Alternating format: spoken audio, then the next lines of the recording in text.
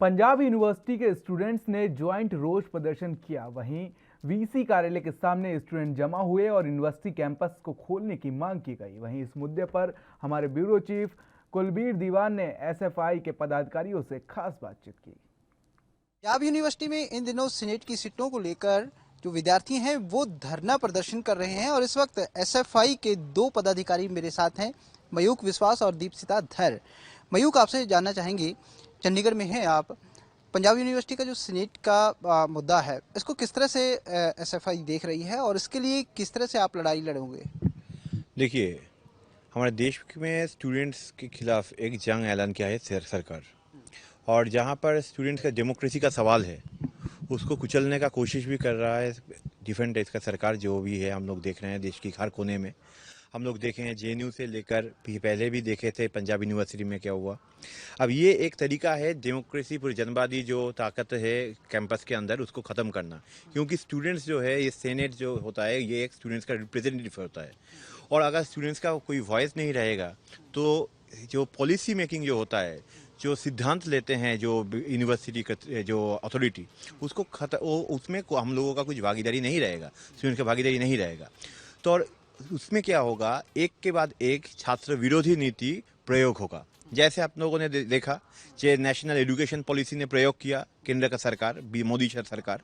और वही मोदी सरकार जिस तरीके से आप लोगों को पता है, जिस तरीके से किसान विरोधी जो ये जो कानून जो लागू किया, उस तरीके से ही यही नेशनल एजुकेशन पॉलिसी लागू किया।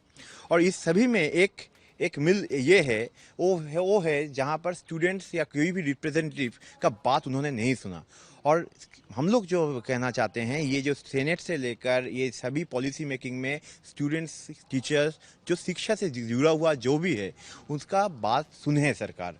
नहीं तो इसमें शिक्षा का जो सामग्रिक जो शिक्षा होते हैं उसका कोई मायना नहीं रहे। आखिरी सवाल लूंगा दीपसिता, अभी जिस तरह से पूरे देश में माहौल जो है वो शिक्षा को लेकर चल रहा है, ऐसे में आप जो स्टूडेंट ऑर्गेनाइजेशंस हैं अलग अलग, इनकी किस तरह की दिक्कतें सामने आ रही हैं? क्योंकि यहीं से निकलने हैं, आप लोगों के हाथ में देश की बागडोर होगी, यहीं से निकलना है नेता, चाहे वो किसी भी स्तर का हो, राज्य स्तर पे जो सरकारें बनती हैं या फिर केंद्र में। क्या क्या दिक्कतें, सबसे बड़ा चैलेंज जो है इस वक्त स्टूडेंट्स जो राजनीति की तरफ कदम बढ़ा रहे हैं उनके सामने इस वक्त सबसे बड़ा चैलेंज कौन सा है? जैसे छात्रों का तो मेन चैलेंज जो पिछले 20-30 साल से चल रहा है वो है हमारी शिक्षा की सवाल पे। हमने देखा है पिछले सालों में शिक्षा जो है वो महंगी होती जा रही है। तो बहुत सारे लोग जो पढ़ना चाहते हैं, जिनके अंदर मेधा है, जिनके अंदर वो पढ़ने का इच्छा है, पर वो पढ़ाई इसलिए नहीं कर पा रहे क्योंकि उनके पास पैसा नहीं है। इतना ज़्यादा इन्फ्लेशन बढ़ा है, इतना ज़्यादा लोगों की बेरोज़गारी बढ़ा है, बहुत सारे बच्चों को बहुत कम उम्र में काम करने पर वो मजबूर हो रहा है। अभी पूरा जो लॉकडाउन के दौरान हम लोगों ने एक सर्वे किया था, उस सर्वे में दिख रहा है कि 50% बच्चे, लड़के जो पढ़ाई छोड़े हैं वो इसलिए छोड़ने पे मजबूर हुए हैं क्योंकि उनको काम करना था, घर में उनका कोई कामगार लोग नहीं था। जो महिलाएं पढ़ाई छोड़ने पे मजबूर हो रही है, ज़्यादातर लड़की ये कह रही है कि हमारे घर में इतना काम हो रहा है, डोमेस्टिक काम इतना ज़्यादा हो रहा है, हम पढ़ाई छोड़ रहे हैं, शादी हो जा रही है इसलिए पढ़ाई छोड़ रहे हैं। तो अभी बच्चों को, मतलब स्टूडेंट को स्टूडेंट रहना ही सबसे बड़ा मतलब उनके लिए चैलेंज है। तो हमारी तो मांग यही रहेगी जो हम कहते हैं कि सबको शिक्षा सबको काम। शिक्षा को जितना कम से कम पैसे में जितना अच्छा शिक्षा दे सके, ज़्यादा से ज़्यादा लोग शिक्षित रहे। और अगर लोग शिक्षित रहेंगे तभी वो अच्छा नागरिक बनेंगे, अगर वो अच्छा नागरिक बनेंगे तभी वो अच्छा राजनीतिक बनेंगे।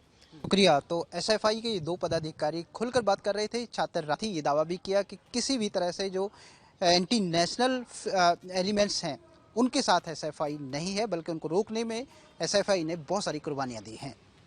कैमरामैन मनदीप के साथ कुलवीर दीवान, एएनबी न्यूज़, चंडीगढ़।